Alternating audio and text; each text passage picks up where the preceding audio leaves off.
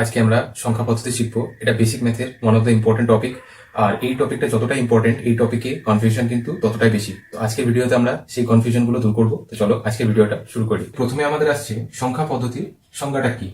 তাহলে সংখ্যা পদ্ধতি হচ্ছে ইহা এমন এক পদ্ধতি যেখানে গণনাকারী সংখ্যাগুলিকে সঠিক পদ্ধতিতে সাজানো হয়।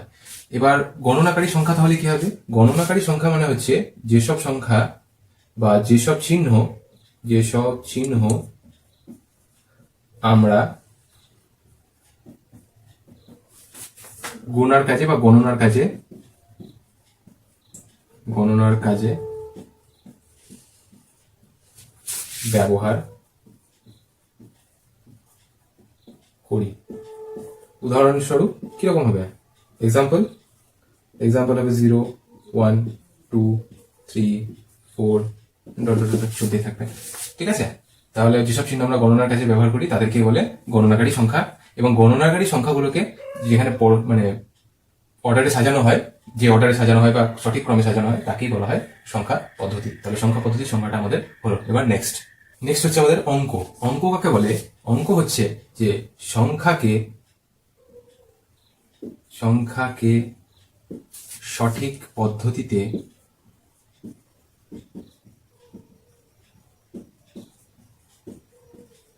পড়া ও লেখার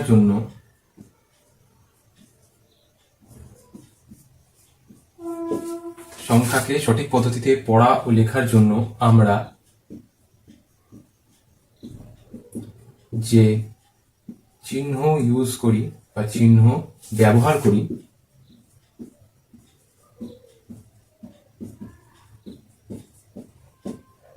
তাদের অঙ্ক বলে। উদাহরণ কি হবে? উদাহরণ হবে 0, 1, 2, 3, 4, 5, 6, 7, 8, 9। তাহলে যে কোনো কিছু গোনার জন্য বা পড়া ও লেখার জন্য এই সংখ্যাগুলি এনাফ বা যথেষ্ট।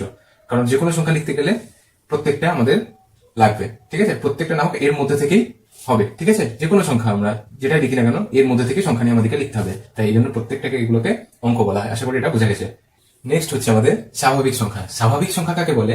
স্বাভাবিক সংখ্যার সংজ্ঞা হিসেবে যদি আমরা লিখতে যাই তাহলে লিখতে হবে আমাদের যে 1 থেকে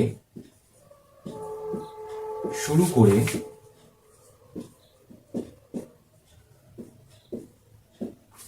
পরপর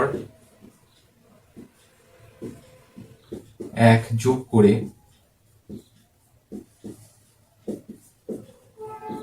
আমরা যে সংখ্যাগুলি পাই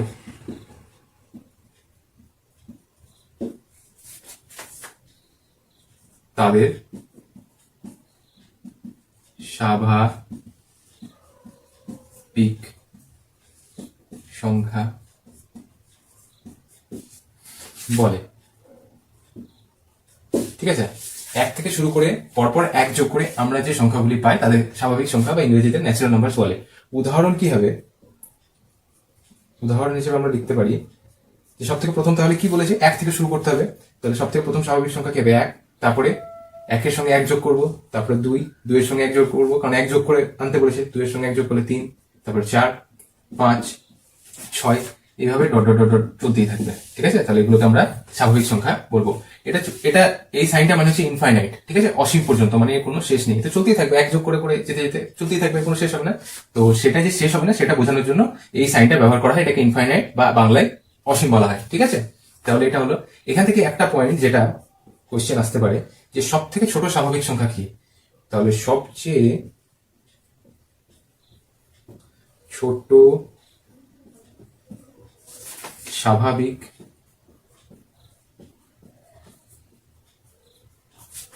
সংখ্যা, এটা আশা করি আমাকে বলে দিতে হবে না কারণ এখানে লেখাই আছে যে 1 থেকে শুরু হচ্ছে স্বাভাবিক সংখ্যাটা। স্বাভাবিক সংখ্যাগুলি 1 থেকে শুরু হচ্ছে, তার মানে 1 হচ্ছে সবচেয়ে ছোট স্বাভাবিক সংখ্যা। এটা একটা ফ্যাকচুয়াল কোশ্চেন। এটা অনেক এক্সামে আসে, এটা জেনে রেখেছি। সবচেয়ে ছোট স্বাভাবিক সংখ্যা হচ্ছে 1। তাহলে আশা করি স্বাভাবিক সংখ্যার কনসেপ্টটা বোঝা গেছে। হ্যাঁ, আরেকটা কথা, যে স্বাভাবিক সংখ্যা যে 1 2 3 4 5 6 এটাকে স্বাভাবিক সংখ্যা কেন বলা হয়, তার কারণ হচ্ছে অ্যাকচুয়ালি যদি আমরা সংখ্যা শুরু করতে যাই তাহলে সংখ্যাগুলো কিন্তু 0 থেকে শুরু হয়, 0 1 2 3 4 এইভাবে। কিন্তু জেনারেলি যখন কাউকে জিজ্ঞেস করা হয় যে নাম্বার বলো বা কোনো মানে সংখ্যাগুলো বলো পরপর, তাহলে সবাই কিন্তু 1 2 3 4 বা 1 2 3 4 এইভাবে শুরু করে। 0 1 2 3 4 বা 0 1 2 3 4 এইভাবে কিন্তু কেউ বলে না। তাই জেনারেলি বা স্বাভাবিকভাবেই মানুষ কি করে, মানুষ 1 থেকে শুরু করে। সেই জন্য 1 থেকে শুরু করে পরপর যে সংখ্যার সেটটা আছে, 1 থেকে শুরু করে যে সংখ্যাগুলো পরপর 1 যোগ করে যে সেটটা আমরা পাই সেটাকে বলে স্বাভাবিক সংখ্যা। ঠিক আছে, তাহলে স্বাভাবিক সংখ্যা সবসময় 1 থেকে শুরু হয়। জেনারেলি সবাই 1 থেকে শুরু করেই সংখ্যাগুলো বলে, ওই জন্য 1 থেকে শুরু করে যে সংখ্যাগুলো আমরা পাই তাকে স্বাভাবিক সংখ্যা বলে। হ্যাঁ, 1 থেকে শুরু করতে হবে এবং পরেরটা আসার জন্য 1 যোগ করতে হবে। অর্থাৎ 1 থেকে 1 যোগ করলাম, 2 এলো, 2 এর সঙ্গে 1 যোগ করলাম, 3 এলো, 3 এর সঙ্গে 1 যোগ করলাম, 4 এলো, এইভাবে 1 যোগ করে করে যাবে। 4 থেকে হঠাৎ 6 চলে আসবে না, 4 থেকে 5 হবে, 5 থেকে 6 হবে। অর্থাৎ দুটো সংখ্যার মধ্যে ডিফারেন্স সবসময় 1 হবে। ঠিক আছে, তাহলে আশা করি স্বাভাবিক সংখ্যার কনসেপ্টটা বোঝা গেছে। নেক্সট হচ্ছে আমাদের অখণ্ড সংখ্যা। তাহলে অখণ্ড সংখ্যা কাকে বলে? তাহলে অখণ্ড সংখ্যার সংজ্ঞা যখন আমরা লিখবো তখন এটা লিখতে হবে যে শূন্য থেকে শুরু করে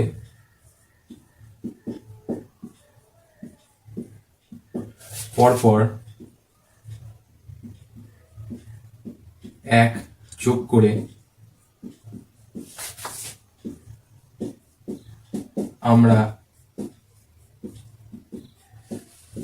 যে সংখ্যাগুলি পাই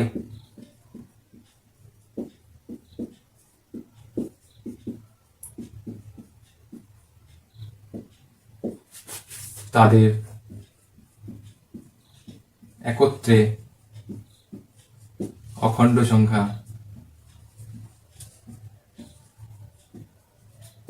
বলে। অর্থাৎ 0 থেকে শুরু করে পরপর 1 যোগ করে আমরা যে সংখ্যাগুলি পাই তাদের অখণ্ড সংখ্যা বলে। তাহলে এক্সাম্পল বা উদাহরণ কি রকম হবে? উদাহরণ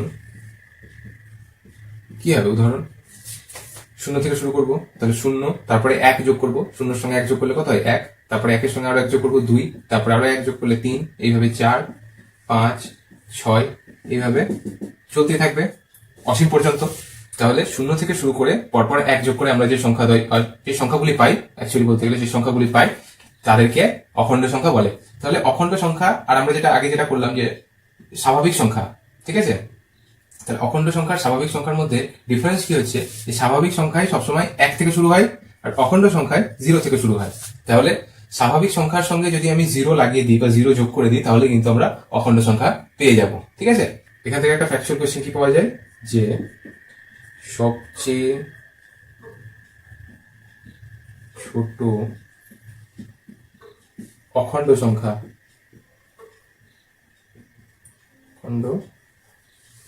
কি হবে? এখান থেকে দেখে আমরা বুঝতে পারছি যে সবচেয়ে ছোট অখণ্ড সংখ্যা কি আছে? 0। তাহলে এটা হচ্ছে উত্তর। এটা একটা ফ্যাকচুয়াল কোশ্চেন, এটা এক্সামে আসছে না। ঠিক আছে, তাহলে আমাদের অখণ্ড সংখ্যার কনসেপ্টটা কমপ্লিট হলো। নেক্সট হচ্ছে আমাদের পূর্ণ সংখ্যা। পূর্ণ সংখ্যার সংজ্ঞাটা কিরকম হবে, যে অখণ্ড সংখ্যা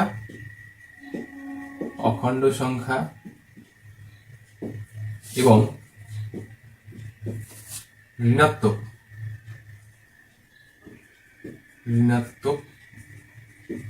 সংখ্যাকে একত্রে, অখণ্ড সংখ্যা এবং ঋণাত্মক সংখ্যাকে, ঋণাত্মক বলতে নেগেটিভ যেটাকে বলি আমরা, -be নেগেটিভ, ঠিক আছে? ঋণাত্মক সংখ্যাকে একত্রে পূর্ণ সংখ্যা বলে। পূর্ণ সংখ্যা বলে, ঠিক আছে? তাহলে অখণ্ড সংখ্যা এবং ঋণাত্মক সংখ্যাকে একত্রে পূর্ণ সংখ্যা বলে। উদাহরণটা কিরকম হবে,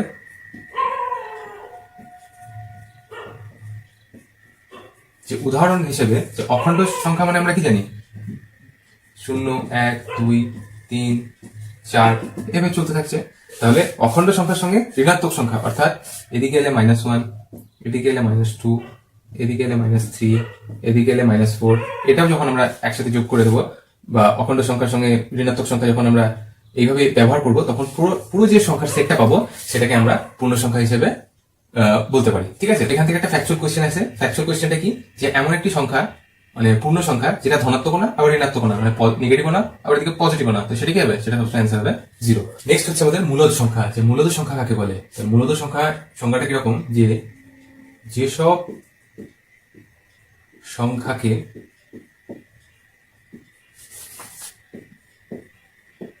p/q আকারে লেখা যায় তাদের মূলদ সংখ্যা বলে। যেখানে p, q অবশ্যই পূর্ণ সংখ্যা হবে এবং হরে যে কিউটা থাকবে সেই কিউটা নট ইজ ইকুয়াল টু 0 হবে। কারণ কিউ যদি 0 হয়ে যায়, কোনো ভগ্নাংশ এর হর যদি 0 হয়ে যায় তাহলে তার ভ্যালু হয়ে যায় ইনফাইনাইট। ঠিক আছে, কোনো ভগ্নাংশ যদি এইভাবে লব যদি 0 থাকে আর তলে যদি 1 থাকে তাহলে এর মান সবসময় 0 হবে। কিন্তু যদি 1 উপরে থাকে আর 0 যদি নিচে থাকে তাহলে তার মান কিন্তু 0 হবে না। যদি 0 হয় সেটা কিন্তু ভুল হবে, তাহলে তার মান সবসময় হবে ইনফাইনাইট বা অসীম। ঠিক আছে, তাই সেজন্য যে মূলদ সংখ্যায় যেটা p/q আকারে আমরা প্রকাশ করছি সেখানে কিউ কিন্তু কোনো সময় বা কোনো ক্ষেত্রে 0 হবে না। ঠিক আছে, তাহলে কিউ নট ইকুয়াল টু 0 হলো। এবার এখানে আমরা উদাহরণ দেখে নিই কিছু।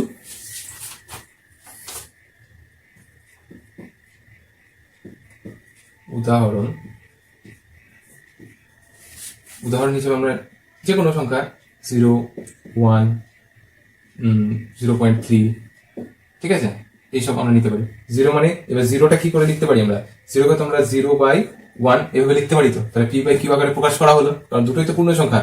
তাহলে 0 একটা পূর্ণ সংখ্যা হচ্ছে, 1 কে আমরা 1/1 আকারে লিখতে পারি, 0.3 কে আমরা কি হিসেবে লিখতে পারি, 3/10 এভাবে লিখতে পারি। মূলদ সংখ্যার আরেকটা প্রপার্টি হচ্ছে যে মূলদ সংখ্যা যখন আমরা হর দিয়ে লবকে ভাগ করব তখন কিন্তু যে মানে দশমিকে যে ভাগফলটা আসবে সেটা কিন্তু রিপিট হবে। কিরকম, ধরা যাক একটা মূলদ সংখ্যা 1/3, তাহলে 1/3 এখানে হরে কি আছে, 3 আছে আর লবে আছে 1, তাহলে 3 দিয়ে যদি আমরা 1 কে ভাগ করি তাহলে 3 দিয়ে 1 কে ভাগ করতে গেলে এখানে একটা দশমিক নেবো, তাহলে একটা শূন্য এলো, 3 3 9, তাহলে ভাগশেষ 1 পড়ে থাকছে, দশমিকের জন্য একটা 0, আবার 3 9, আবার 1, আবার দশমিকের জন্য একটা 0 3। তার মানে দেখা যাচ্ছে কি 3 3 3 3 চলতেই থাকছে, এর কোনো শেষ হচ্ছে না।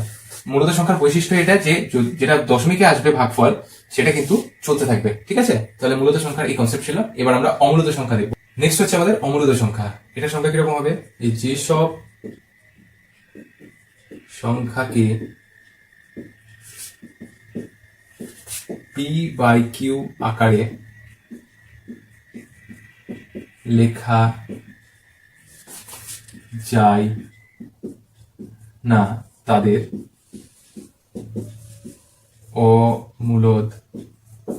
অমূলদ সংখ্যা বলে। সব থেকে বেস্ট এক্সাম্পল যেটা অমূলদ সংখ্যা সেটা হচ্ছে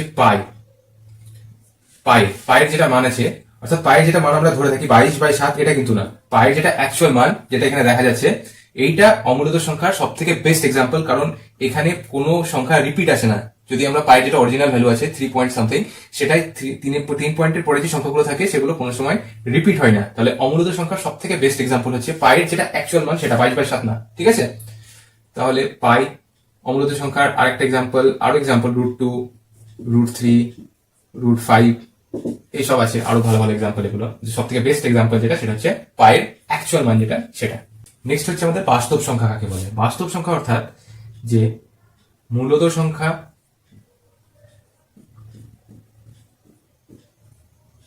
এবং অমূলদ সংখ্যা কে একসাথে বাস্তব সংখ্যা বলে। তাহলে মূলদ সংখ্যা এবং অমূলদ সংখ্যাকে একসাথে বাস্তব সংখ্যা বলে। ঠিক আছে, উদাহরণ কিরকম, যে কোনো 0, 1, √2 ইত্যাদি ইত্যাদি। ঠিক আছে, বাস্তব সংখ্যাটা আশা করি বোঝা গেছে। নেক্সট হচ্ছে আমাদের জোড় সংখ্যা। তাহলে জোড় সংখ্যা কি হবে, যেসব সংখ্যা সরাসরি 2 দ্বারা বিভাজ্য, যেসব সংখ্যা সরাসরি 2 দ্বারা বিভাজ্য, অর্থাৎ যেসব সংখ্যাকে 2 দ্বারা ভাগ করলে কোনো ভাগশেষ থাকে না, ভাগ মিলে যায়, ঠিক আছে, এমন সংখ্যাগুলো তাদের জোড় সংখ্যা বলে। তাদের জোড় সংখ্যা বলে। উদাহরণ হিসেবে আমরা লিখতে পারি 2 এর ঘরে নামতা 2 1 কে 2, 4 6 8 10 পরপর চলতে থাকবে, ঠিক আছে। তাহলে জোড় সংখ্যা হচ্ছে যেসব সংখ্যা সরাসরি 2 দ্বারা বিভাজ্য তাদের জোড় সংখ্যা বলে, যেটা 2 থেকে শুরু হচ্ছে এবং প্রত্যেকটাই 2 যোগ হচ্ছে, 2 থেকে 4 2 যোগ করে, 4 থেকে 6 2 যোগ করে এবং পরপর 2 যোগ করে করে একটা সিরিজ তৈরি করছে। এগুলোকে প্রত্যেকটাকে আমরা জোড় সংখ্যা বলি, ঠিক আছে। তাহলে জোড় সংখ্যার কনসেপ্ট ছিল এটা। এবার নেক্সট আমরা বিজোড় সংখ্যা দেখবো। বিজোড় সংখ্যা অর্থাৎ যেসব সংখ্যা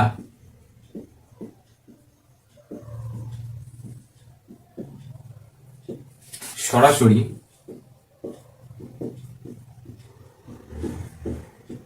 2 দ্বারা বিভাজ্য নয়। কিরকম 2 দ্বারা বিভাজ্য নয়? মানে যে 2 দ্বারা ভাগ করলে কোনো না কোনো ভাগশেষ থেকে যায়, অর্থাৎ 2 দ্বারা পুরোপুরি ভাগ যায় না, এইসব সংখ্যাকে বিজোড় সংখ্যা বলে। তাহলে যেসব সংখ্যা সরাসরি 2 দ্বারা বিভাজ্য নয় তাদের বিজোড় সংখ্যা বলে, ঠিক আছে। উদাহরণ হিসেবে আমরা কি লিখতে পারি?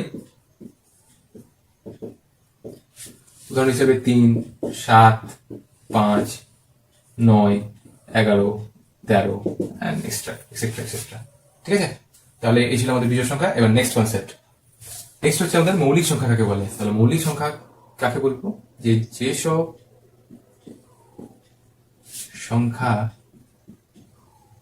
সংখ্যাকে 1 এবং সেই সংখ্যা ছাড়া অন্য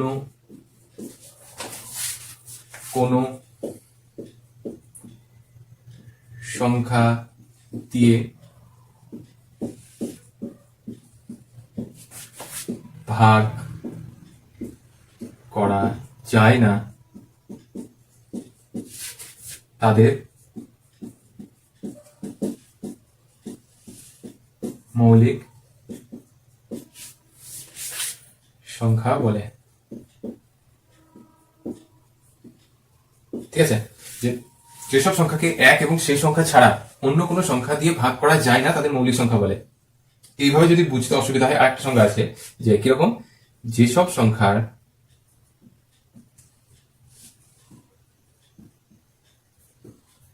1 এবং সেই সংখ্যা ছাড়া আর কোনো সাধারণ উৎপাদক থাকে না তাদের মৌলিক সংখ্যা বলে, ঠিক আছে। যেসব সংখ্যা যাদের 1 এবং সেই সংখ্যা ছাড়া অন্য কোনো উৎপাদক থাকে না তাদের মৌলিক সংখ্যা বলে, অথবা যেসব সংখ্যাকে 1 এবং সেই সংখ্যা ছাড়া অন্য কোনো সংখ্যা দিয়ে ভাগ করা যায় না তাদের মৌলিক সংখ্যা বলে। উদাহরণ হিসেবে আমরা কি লিখতে পারি? যে 13কে যদি আমরা সিঁড়ি ভাঙি তাহলে 13 1 দিয়ে যায়, 13 কে 13, আবার 13কে আমরা 13 দিয়ে ভাগ করতে পারি, 13 কে 13। তাহলে 1 আর 13, মানে 13কে যদি আমরা সিঁড়ি ভাঙি তাহলে কি পাই? 1 গুণিত 13। তাহলে 1 এবং 13 ছাড়া আমরা কিন্তু কোনো সাধারণ উৎপাদক পাচ্ছি না, ঠিক আছে। আর কোনো উৎপাদক পাচ্ছি না 1 এবং 13 ছাড়া, এই জন্য 13 হচ্ছে একটি মৌলিক সংখ্যা। আবার এমন হতে পারে যে 7 এমন একটা সংখ্যা যেটাকে আমরা 7 দিয়ে ভাগ করতে পারি এবং 1 দিয়ে ভাগ করতে পারি, তবে ভাগটা মিলবে, তাহলে 7কে আমরা মৌলিক সংখ্যা হিসেবে লিখতে পারি। তাহলে যেসব সংখ্যাকে 1 এবং সেই সংখ্যা দ্বারা ভাগ করা যায়, অথবা যেসব সংখ্যাকে উৎপাদকে বিশ্লেষণ করলে 1 এবং সেই সংখ্যা ছাড়া অন্য কোনো উৎপাদক পাওয়া যায় না তাদের মৌলিক সংখ্যা বলে। উদাহরণস্বরূপ আমরা কি লিখতে পারি? 2 3 5 7 11 13 এবং চলতে থাকে এইভাবে। ঠিক আছে, তাহলে আমরা এখান থেকে কি হচ্ছে একটা ফ্যাকচুয়াল কোশ্চেন যে সবচেয়ে ছোট মৌলিক সংখ্যা কি হবে? 2। সবচেয়ে ছোট মৌলিক সংখ্যা এবং একমাত্র জোড় সংখ্যা যেটা মৌলিক সেটা হচ্ছে 2। তাহলে সবচেয়ে ছোট মৌলিক সংখ্যা হচ্ছে 2 এবং 2 হচ্ছে এমন একটি মৌলিক সংখ্যা যেটি জোড়। 2 ছাড়া অন্য কোনো জোড় মৌলিক সংখ্যা আমরা পাবো না, কারণ অন্য মৌলিক সংখ্যা যদি জোড় হয় তাহলে সেটা 2 দ্বারা ভাগ করা যাবে, তাহলে সেটা মৌলিক সংখ্যা থাকবে না। তাহলে আমরা এখান থেকে দুটো কোশ্চেন পেলাম। নেক্সট কনসেপ্ট আমাদের হচ্ছে যৌগিক সংখ্যা। যৌগিক সংখ্যা কাকে বলে? যে যেসব সংখ্যাকে এক এবং সেই সংখ্যা যেসব সংখ্যাকে এক এবং সেই সংখ্যা ছাড়াও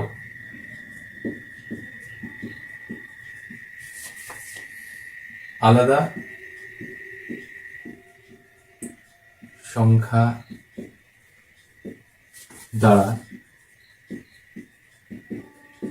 ভাগ করা যায়, ঠিক আছে, তাদের যৌগিক সংখ্যা বলে। অর্থাৎ যেসব সংখ্যাকে এক এবং সেই সংখ্যা ছাড়াও অন্য সংখ্যা দ্বারা ভাগ করা যায় তাদের যৌগিক সংখ্যা বলে। আরেকটা সংখ্যা হতে পারে যে অথবা যেসব সংখ্যাকে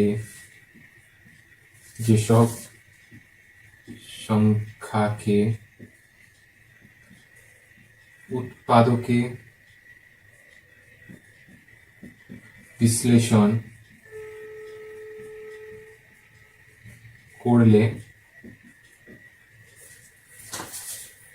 এক এবং সেই সংখ্যা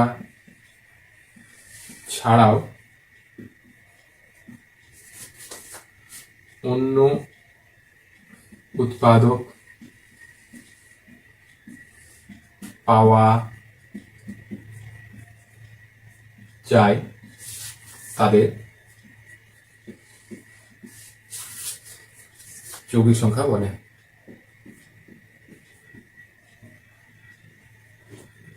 তাদের যৌগিক সংখ্যা বলে অর্থাৎ যেসব সংখ্যাকে উৎপাদকে বিশ্লেষণ করলে এক এবং সেই সংখ্যা ছাড়াও অন্য উৎপাদক পাওয়া যায় তাদের যৌগিক সংখ্যা বলে। উদাহরণ হিসেবে আমরা নিতে পারি 4কে আমরা যদি সিঁড়ি ভাঙি তাহলে কি হবে? 2 2 4, আবার 2 কে ভাঙবে 2 কে 2, তাহলে 4 সমান কি পাচ্ছি?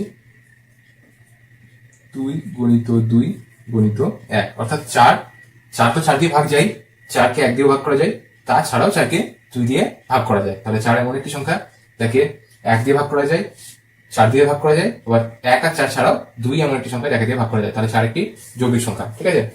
আর একটা উদাহরণ হিসেবে আমরা নিতে পারি 9 3 দিয়ে যায়, আবার 3 3, তাহলে 9 সমান আমরা কি পাচ্ছি? 3 গুণিত 3 গুণিত 1। তাহলে 9 এমন একটি সংখ্যা যেটা 9 দিয়ে ভাগ করা যায়, 1 দিয়ে ভাগ করা যায়, 9 আর 1 ছাড়াও 3 দিয়ে ভাগ করা যায়, তাহলে 9 একটি যৌগিক সংখ্যা, ঠিক আছে। তাহলে উদাহরণ, যৌগিক সংখ্যার উদাহরণ কি হবে? উদাহরণ কি হবে? সব থেকে প্রথমে 4 হবে, তারপর 6 হবে, 6 পর 8 হবে, 8 পর 9 হবে, এবার চলতে থাকবে। তাহলে সব থেকে ছোট যৌগিক সংখ্যা কি? তাহলে এখানে একটা ফ্যাকচুয়াল কোশ্চেন যে সবচেয়ে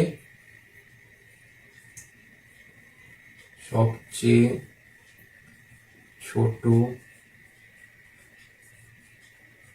যৌগিক সংখ্যা কি হবে? সবচেয়ে ছোট যৌগিক সংখ্যা 4 হবে। আর নেক্সট আরেকটা আমি এখানে লিখি,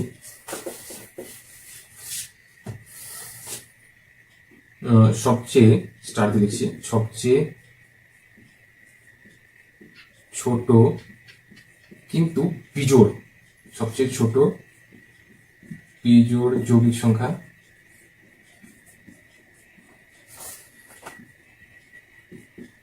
সবচেয়ে ছোট বিজোড় যৌগিক সংখ্যা কি হবে?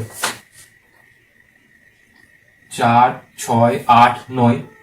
তাহলে 4 6 8 9 এর মধ্যে 4 জোড় সংখ্যা, 6 জোড় সংখ্যা, 8 জোড় সংখ্যা, 9 বিজোড় সংখ্যা। তাহলে সবচেয়ে ছোট বিজোড় সংখ্যা, বিজোড় যৌগিক সংখ্যা 9। তাহলে এটা হচ্ছে আমাদের উত্তর। তাহলে আমরা দুটো ফ্যাকচুয়াল কোশ্চেন পেলাম যৌগিক সংখ্যা থেকে, সবচেয়ে ছোট যৌগিক সংখ্যা কি, সবচেয়ে ছোট যৌগিক সংখ্যা হচ্ছে 4 এবং সবচেয়ে ছোট বিজোড় যৌগিক সংখ্যা হচ্ছে 9। তো আশা করি যৌগিক সংখ্যার কনসেপ্টটা বোঝা গেছে। আশা করি তোমাদের ভিডিওটা ভালো লেগেছে, কনসেপ্টগুলো বোঝা গেছে। যদি ভালো লাগে প্লিজ লাইক করো, নিজের বন্ধুদের সঙ্গে শেয়ার করো, এন্ড মোস্ট ইম্পর্টেন্ট সাবস্ক্রাইব করো, যাতে আমি পরে এই ধরনের ইম্পর্টেন্ট ভিডিও আপলোড করলে তোমাদের কাছে নোটিফিকেশনটা চলে যায়। তো সাবস্ক্রাইব করতে ভুলো না। Thank you.